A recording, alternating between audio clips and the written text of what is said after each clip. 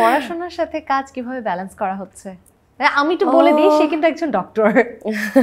পড়াশোনার সাথে গান আসলে আমার আসলে হোল লাইফই এভাবে কাটানো হয়েছে আসলে। এর কারণটা হচ্ছে যে আমি তো অনেক ছোটবেলা থেকে কমার্শিয়াল স্টেজ শো করি। তো আমি যখন ওই ক্লাস 6, 7, 8-এ পড়তাম, ওই সময়ও যখন কোনো জায়গায় প্রোগ্রামে যেতাম, আমার আব্বু আমাকে বই নিয়ে নেওয়াইতো। আচ্ছা, মানে বই আমার সাথে সাথে থাকতো। এটা তখন খুব প্রেশার লাগতো ভাই, উফ।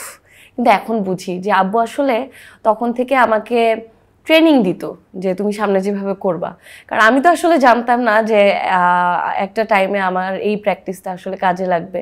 কারণ আমার যখন MBBS এর সবচেয়ে কঠিন সময়গুলো গিয়েছে, ওই সময়টাই আমার মিউজিকের সবচেয়ে পিক টাইম ছিল।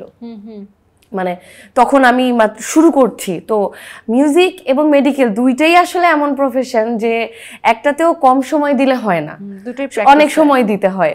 তো তখন আমাকে আসলে দুটোতেই সময় দিতে হতো। তো তখন এভাবে রাস্তাঘাটে যেখানে সেখানে বই খাতার সঙ্গে পড়াশোনার সঙ্গে পড়ছি, গান গাচ্ছি, মানে এভাবে আসলে একসাথে দুটো মিলেমিশে একাকার হয়েই আসলে ব্যালেন্সটা হয়েছে আর কি।